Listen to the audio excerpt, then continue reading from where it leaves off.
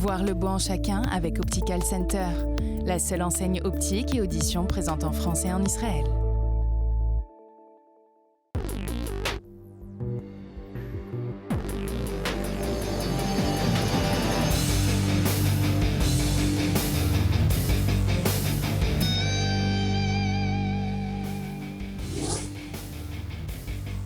Bonsoir, ravi de vous retrouver sur i24 News pour de nouvelles conversations. On jette tout de suite un coup d'œil au sommaire de l'émission de ce soir. Les amis de mes amis sont mes amis, les amis de mes ennemis sont mes ennemis. Il y a encore quelques mois, on envisageait un autre Moyen-Orient à la faveur du deal du siècle, des accords d'Abraham. Certains se prenaient même à rêver que l'Arabie Saoudite se joigne à la partie. Oui, mais voilà, aujourd'hui, le nouvel ancien Moyen-Orient a fait plusieurs pas en arrière. À la faveur de l'élection de Biden, de Raisi, de Bennett aussi, à la faveur du rapprochement entre l'Arabie Saoudite et l'Iran, à la faveur de la réconciliation inattendue entre l'Arabie Saoudite et le Qatar. Alors une chose est sûre, l'élection présidentielle ne veut plus rien dire en Iran, où la dictature s'affirme, on l'a vu encore vendredi. Ebrahim Raisi sera un simple porte-parole obéissant du guide suprême avant peut-être de lui succéder. Mais qu'est-ce que ça veut dire pour Israël et pour la région? On en parle dans cette édition. Et dans une demi-heure, on changera d'atmosphère. Le peuple du livre célèbre l'écriture. Alors qu'Emmanuel Macron en France a annoncé la lecture comme grande cause nationale à compter de cet été, en Israël, on célèbre le livre. Ici, dans les rues, les centres commerciaux, les enfants et les plus grands peuvent retrouver les écrivains israéliens et promouvoir leurs écrits. L'occasion de faire le point sur la vitalité de l'édition israélienne. Le peuple du livre lit-il encore? Que lit-il? Écrit-il beaucoup? On parlera de tout ça dans la deuxième partie de nos conversations.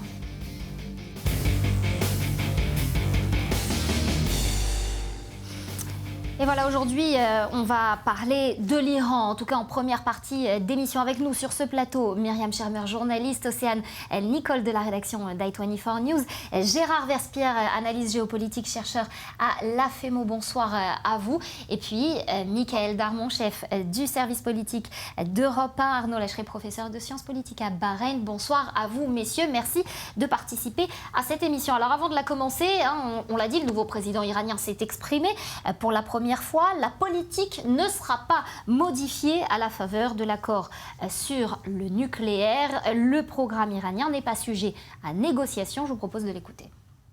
Nous ne lierons pas la situation économique et les conditions de la population à ces négociations. Nous ne permettrons pas que les négociations se poursuivent juste pour qu'il y ait des négociations. Chaque sommet doit être suivi d'un résultat. Nous serons axés sur les résultats et il faut que le peuple iranien en tire profit. Gérard Verspierre, je prends la direction de Paris justement pour vous poser ma première question. Alors elle peut être sûrement très bête et ingénue, ma première question, mais c'est pas grave si c'est pas moi qui la pose. Personne ne la posera. Ça fait depuis 2015 qu'on rencontre les représentants de l'Iran, les représentants des puissances européennes, des États-Unis aussi, à Vienne. On s'est vu en 2015 à Vienne, on se revoit en ce moment en 2021. Puis il n'y a rien qui bouge. Alors peut-être que les différents accords qui seront signés pourront aider à reculer l'échéance de la nucléarisation de l'Iran à 3, 4 mois, 1 an, tout au plus. Mais finalement, ça sert à quoi tout ça ? Ben c'est très bien qu'il n'y ait rien qui bouge, comme vous dites. Parce que depuis 2002-2003, où la résistance iranienne a fait savoir que le régime était en train de mener des recherches secrètes et puis aussi des développements techniques, eh bien, voyez-vous, cela fait bientôt 18 ans, 19 ans, eh bien, l'Iran n'a toujours pas la bombe nucléaire. Donc, tout ce qui a été fait depuis ces très nombreuses années et de façon très complexe, négociations, attaques cyber sur la centrale de Natanz, élimination de savants iraniens atomistes, eh bien tout cela, négociations, accords, tout cela a gelé le programme nucléaire. Donc en fait, on essaye de jouer la montre d'une certaine façon, mais l'échéance, c'est la nucléarisation de l'Iran ? On ne joue pas à la montre. Je crois que les États-Unis ont toujours été très très clairs depuis George Bush, Barack Obama, Trump et Biden. Il y a une politique américaine, il y a une politique du Pentagone, il y a une politique du département d'État au-delà des présidents, Mhm. no nuclear Iran, pas d'Iran nucléaire. Hmm. Concernant les récents développements, hein, les différents négociateurs se sont quittés hier. Ils sont rentrés chacun depuis Vienne dans leur capitale pour essayer de faire le point sur ce qui a été proposé. Il y a une demande de la part de l'Iran, c'est que l'accord qui serait signé avec les puissances, eh bien, il aille au-delà des présidents, hein, qu'un président demain américain comme l'avait fait Trump ne puisse pas revenir sur cet accord. De la part des États-Unis, on a envie de mettre quelques aléas à cet accord qui serait signé avec l'Iran. Vous y voyez un terme, vous pensez qu'on obtiendrait un meilleur accord que celui qui avait été signé en 2015 ?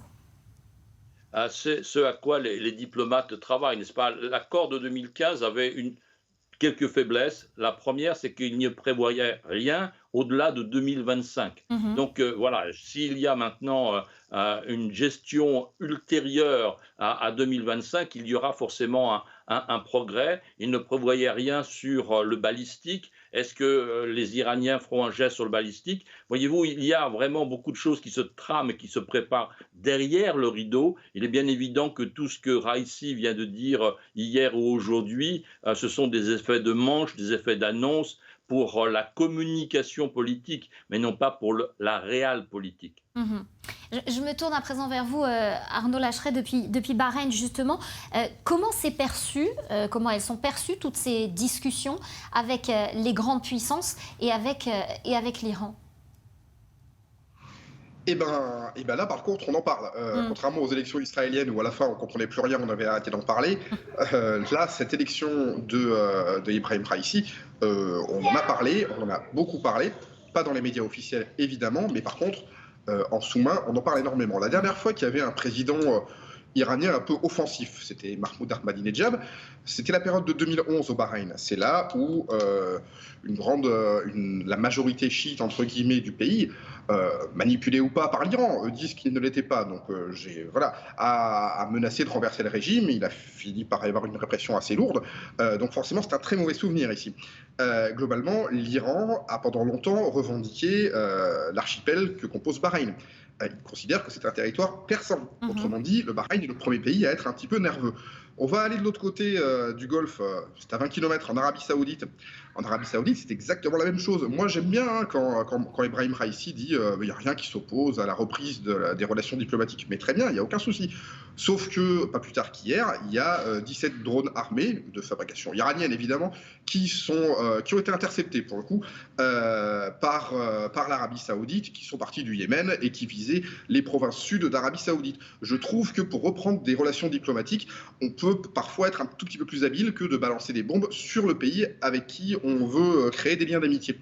Donc globalement, ce signal d'un tournant très conservateur est très mal vu dans le Golfe et très clairement ça va retendre un petit peu tout. Et si par le plus grand des hasards Ibrahim Raisi se remet à avoir des actions de déstabilisation, entre guillemets, de la province est de l'Arabie Saoudite, qui est à majorité chiite, du royaume du Bahreïn, qui est à légère majorité chiite également, en passant par la population qui peut être assez rapidement, une partie de la population qui peut être assez rapidement radicalisée, ça risque de très mal se passer. Son prédécesseur qu'il soutenait, on va le rappeler, Mahmoud Ahmadinejad, n'avait pas du tout hésité et ça avait été extrêmement mal vécu.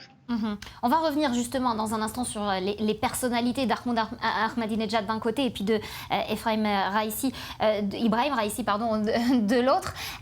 Gérard Vespierre, une question justement, puisqu'Arnaud Lacheret en parlait. Il y a une espèce de quotidien, entre guillemets, commun entre l'Arabie Saoudite qui reçoit des roquettes de la part tantôt des Houthis, tantôt on le voit donc maintenant peut-être de l'Iran par certains de ses satellites, et Israël. Est-ce que cette communauté de quotidien va pouvoir relancer les rapports entre les deux pays? Des négociations, des rencontres entre l'Arabie Saoudite et l'Iran ont déjà commencé à Bagdad au début du mois d'avril, avant l'arrivée de M. Raisi. Et donc ce sont des décisions qui dépendent ni d'un président, ni d'un autre, mais dépendent du guide suprême. Bon, ce sont les services de renseignement de part et d'autre qui se sont rencontré. Et bien évidemment, pour parler entre autres du Yémen. Donc il y a toujours les deux côtés de la pièce, et c'est un système de comportements politico-militaro diplomatiques des Houthis, d'avoir une partie de verbe de négociation et de maintenir en même temps une action militaire. Il y a quelques jours, il y a une reprise des combats à l'intérieur du Yémen autour de la ville de Marib, qui est toujours tenue par les forces gouvernementales. Bien qu'il y ait, comme on vient de le dire, des négociations entre l'Iran et l'Arabie saoudite. Donc il y a toujours ce jeu, ça fait partie, je crois, de l'ambiance Moyen-Orient, d'avoir deux fers au feu. On négocie, mais si on peut gagner un petit peu d'avantage sur le terrain, eh bien, on continue à le faire. Michael Darmon, je me tourne vers vous parce que cette victoire d'Ebrahim Raïssi, elle met Biden, mais pas que lui, dans une position très délicate. Tous les dirigeants occidentaux, position délicate, voire même dilemme, parce qu'il y a d'un côté les droits de l'homme, on va en parler dans un instant avec vous, Océane, ce boucher de Téhéran, comme on surnomme Raïssi. On ne peut pas dire que Raïssi soit donc le porte-étendard des droits de l'homme. Et puis de l'autre, il y a ce fameux accord sur le nucléaire. Oui, parce que ça a toujours été justement du côté de l'Europe et en particulier de la France, la recherche du point d'équilibre entre les relations françaises, européennes, iraniennes par rapport au sujet que vous définissez. Et là, effectivement, on voit bien le déséquilibre, il est immédiat, il est patent, puisque clairement, l'élection de Raïssi est une très mauvaise nouvelle pour la société iranienne, parce que c'est l'élément le plus fermé, le plus conservateur, le plus verrouillé. On l'a vu pendant cette élection. D'ailleurs, il y a un taux d'abstention non négligeable, parce qu'en général, quand même les Iraniens vont voter parce que par tradition, on accepte de mettre face au candidat aussi un autre candidat qui peut être aussi on va dire le réceptacle des réformes et d'un visage, on va dire, un peu plus tolérant pour l'interne. Or là, dès le début, on voit bien qu'avec l'élection de Raïssi, c'est aussi un coup d'arrêt en interne, et ça, c'est ce qui inquiète énormément en Europe et en France.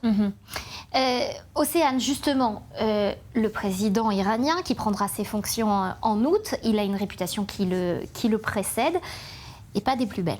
Tout à fait, vous parliez de ce doux surnom de boucher de Téhéran, justement parce que Ebrahim Raïssi, donc le nouveau président iranien, ce doux surnom tout simplement parce qu'il a donc directement ordonné la mort de milliers de prisonniers, 30 000 prisonniers, et parmi ces prisonniers, il y en a qui ont survécu et qui depuis parlent et témoignent depuis donc son élection vendredi dernier. Parmi les témoignages, il y a notamment celui de Iraj Mesdaghi. Lui, il a été donc emprisonné, vous le voyez à l'écran, en 1981 pour son appartenance au Mouadjine du peuple d'Iran. Depuis maintenant, il dit avoir regretté appartenir à cette mouvance qui est pour le moins très contestée. Il affirme avoir également quitté. Il est resté au total 10 ans dans ces prisons avant d'être finalement libéré en 1991.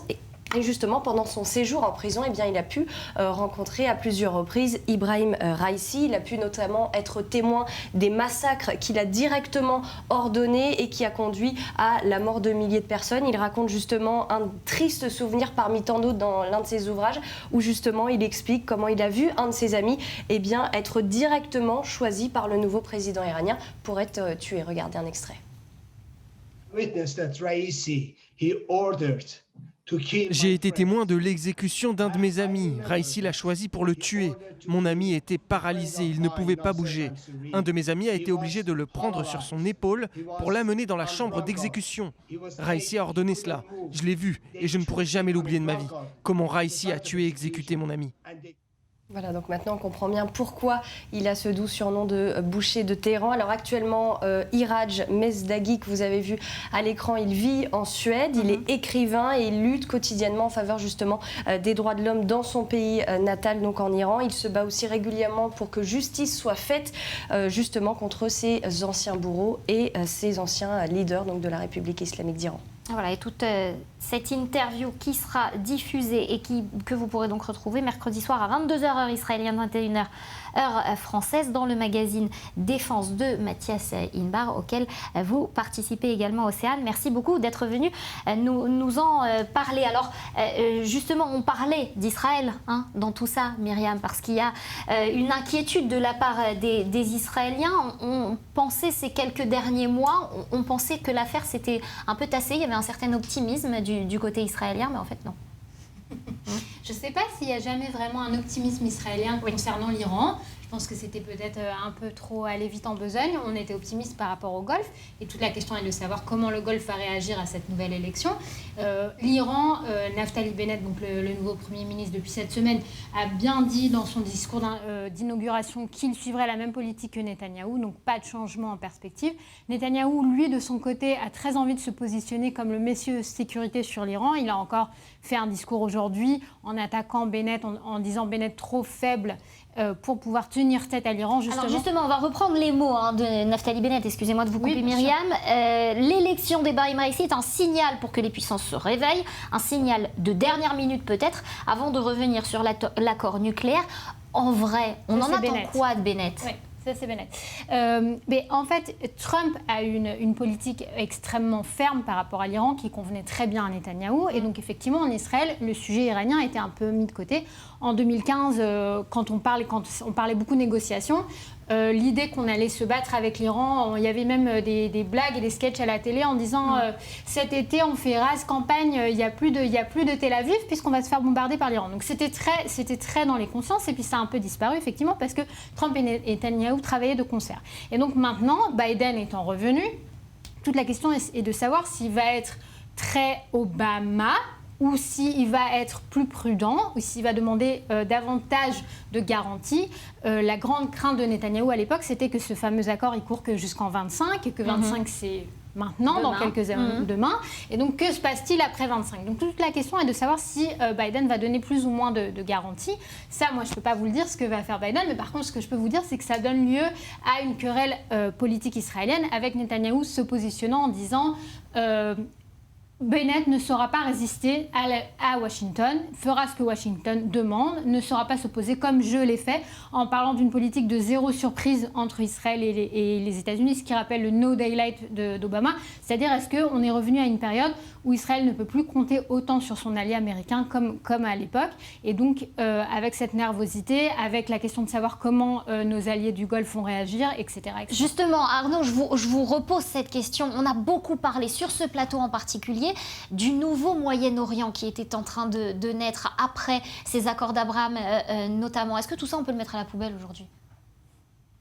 Ah non, certainement pas. Aucun des pays du Golfe, même l'Arabie Saoudite, ne se jettera dans les bras de l'Iran. Même s'ils reprenaient des relations diplomatiques, ça reste qu'une reprise des relations diplomatiques, ça ne veut pas dire qu'ils vont s'embrasser sur la bouche.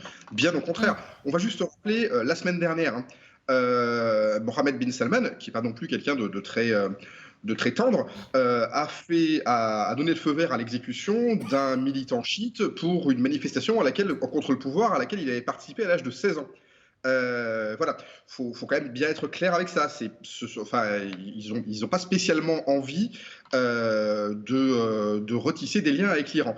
Après, ça va vraiment dépendre de la façon dont Israël va être capable de trouver le bon ton pour ne pas trop les éloigner. On va être très clair. Bahreïn et les Émirats Arabes Unis, à aucun moment, ils ne se rapprocheront de l'Iran. Les Émirats Arabes Unis ont un contentieux territorial avec l'Iran. Il y a tout un petit archipel qui est au milieu du Golfe, qui est revendiqué depuis toujours, depuis la création des Émirats Arabes Unis, et qui a été envahi par l'Iran. C'est quasiment un casus belli. Pourquoi les Émirats Arabes Unis ne réagissent pas et ne surréagissent pas face à l'Iran ? Parce qu'il y a 200 000 Iraniens immigrés à Dubaï. Autrement dit, ils ont une population iranienne trop importante pour prendre le moindre risque face à l'Iran. Par contre, c'est pas leur copain, très clairement, et ça ne le sera jamais. Ils ont un contentieux territorial avec eux. Ces fameuses îles, ils les veulent. Voilà, ça permet vraiment de contrôler le Golfe, ça permet d'élargir leur domaine maritime. Donc non, très clairement, je ne vois absolument pas dans quelle mesure aucun pays du Golfe ne pourrait se rapprocher d'un Iran dirigé par le boucher de Téhéran. Enfin, faut être quand même assez clair. Je vais juste rajouter quelque chose. Oui. L'Iran et l'Arabie Saoudite ont deux visions très différentes en termes de modernité. L'Arabie Saoudite souhaite attirer des fonds étrangers, attirer des investissements étrangers. Ils font tout pour ça, ils ont des giga-projets, c'est comme ça qu'ils appellent ça, ils cherchent des milliards qui viendraient des États-Unis, de Chine, d'Europe, etc. Ils ont tout intérêt à donner une image de tolérance, d'ouverture, etc. L'Iran a choisi délibérément, la semaine dernière, d'aller exactement dans le sens inverse.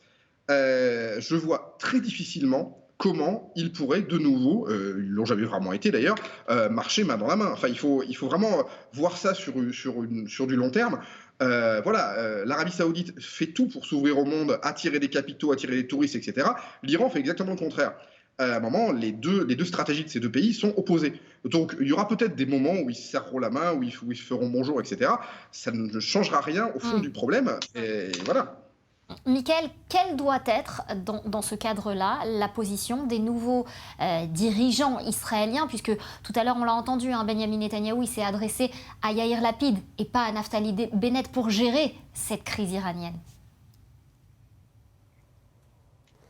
On sait qu'il va falloir qu'une décision soit prise, parce que ce qu'on a aussi compris depuis ces dernières années, c'est qu'il y a eu une forme de tension au sein de l'appareil de sécurité israélien entre les analyses de Benyamin Netanyahou sur l'Iran et ce que pensaient des responsables, notamment des services de renseignement, sur l'aspect, on va dire, permanent, organisé, revendicatif et donc contre l'Iran de la part de Netanyahou, qui en a fait aussi un levier politique.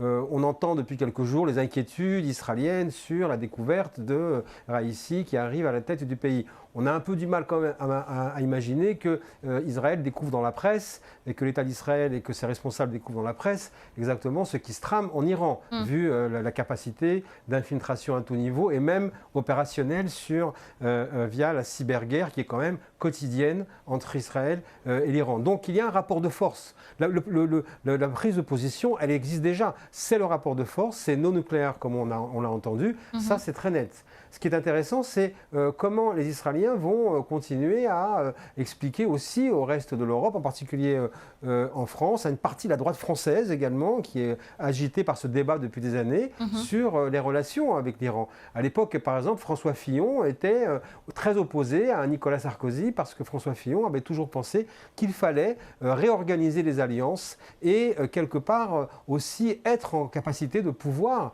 lier des relations avec les Iraniens, tout comme l'avait fait à son époque Barack Obama, qui avait fait la fameuse alliance inversée et en changeant, en passant plutôt du côté des chiites. Donc on voit qu'à chaque fois, c'est une réflexion qui est sans arrêt en mouvement, avec une dimension supplémentaire en Europe, où en réalité, en Europe et en France en particulier, eh bien, l'Iran est soutenu et la relation avec l'Iran est surtout organisée à travers la culture, à travers le soutien effectivement des artistes en exil, à travers le soutien des intellectuels en exil. Et c'est ainsi qu'au fond, en France et en Europe, on a ces relations avec l'Iran, c'est-à-dire via ces intellectuels et ces artistes. Allez-y, on donnera la parole à Gérard Vespierre ensuite. Pardon, je voudrais réagir aussi pour dire que l'autre question en deçà de ça, c'est comment Israël va se positionner face aux États-Unis de manière générale. C'est-à-dire que s'il y a bien quelque chose que l'administration, le gouvernement de Bennett souhaite faire, c'est redevenir un consensus bipartisan, comme on dit aux États-Unis. Et ça passe par avoir des meilleures relations avec le Parti démocrate. La crispation, elle date quand même de 2015, de l'époque où Netanyahou avait fait fi d'Obama, était arrivé au Congrès pour et là, il a dit Netanyahou à Lapid, alors on ne sait pas si c'est vrai ou faux, mais il a dit de Lapid qu'il avait un accord tacite avec Joe Biden, que Israël n'interviendrait pas en Iran sans avoir mis Joe Biden au courant. Ça a été démenti par Lapid, mais je pense que plus fondamentalement, la question est de savoir comment le gouvernement israélien va se positionner, notamment envers sa communauté juive aux États-Unis, qui avait beaucoup souffert au moment de cette crispation entre Netanyahou et le gouvernement de l'époque. Il faut savoir que Netanyahou et son gouvernement avaient toujours dit la communauté juive, les démocrates, de toute façon c'est fini, on n'obtiendra plus leur soutien, on va se mettre sur les républicains, sur les évangélistes, etc. Et ça, Bennett souhaite faire un espèce de revirement par rapport à ça et de mieux ménager la chèvre et le chou. Et donc ça comporte notamment d'être plus conciliant, en tout cas plus souriant sur le dossier iranien. En d'autres termes, Gérard Vespierre, on ne verra pas Naftali Bennett à la tribune de l'ONU avec une photo d'une bombe atomique et la ligne rouge, cette fameuse image qui avait tourné dans le monde entier. Et quand on parlait de ligne rouge de Benyamin Netanyahou, on faisait référence à cette image à la tribune de l'ONU. Écoutez, oui, bien sûr, le nucléaire est pour Israël important, pour la région importante. Très importante. Mais ce qu'on n'a peut-être pas suffisamment souligné dans notre échange ce soir, c'est l'importance de la très très difficile situation en Iran même. Bien sûr. La position de Raïssi, le choix de Raïssi par le guide, le carré de défense entre le guide, Raïssi, les gardiens de la révolution, les services de sécurité et de renseignement, ce carré-là, c'est un carré de la dernière chance. Parce que le gouvernement, le pouvoir sait très très bien que le peuple gronde. Il suffit de lire tous les jours des dizaines d'éditoriaux dans les journaux iraniens pour s'en apercevoir. Il suffit de se rappeler de ce qu'a dit Nated Nouri, ancien président du Majlis, 2 jours après que Trump soit sorti de l'accord nucléaire. Il a dit textuellement « Le problème que nous avons n'est pas l'accord nucléaire. Le problème est de savoir combien de temps nous allons pouvoir rester au pouvoir ». Et quelques temps après, non plus dans le domaine politique, mais dans le domaine religieux, Jawad Amoli, qui était le grand prédicateur à Qom, la grande ville religieuse, a dit « Le jour où le peuple iranien se lèvera, nous, religieux, nous serons tous jetés à la mer ». On en est là. Et donc cette position actuellement du gouvernement iranien est une position en réalité ultra défensive parce qu'ils savent qu'ils sont dos au mur par rapport à un peuple qui, du jour au lendemain, peut se révolter. Et cette révolution, c'était ce qui était appelé de ses voeux avec cette stratégie de sanctions menée par Barack Obama et qui n'avait pas pris, notamment en 2009. Merci beaucoup, Gérard Vespierre, d'avoir été avec nous. Merci à vous, Océane Nicole, aussi. Myriam, Michael et Arnaud, on vous retrouve juste après la pause pour parler de l'édition en Israël et des livres. À tout de suite.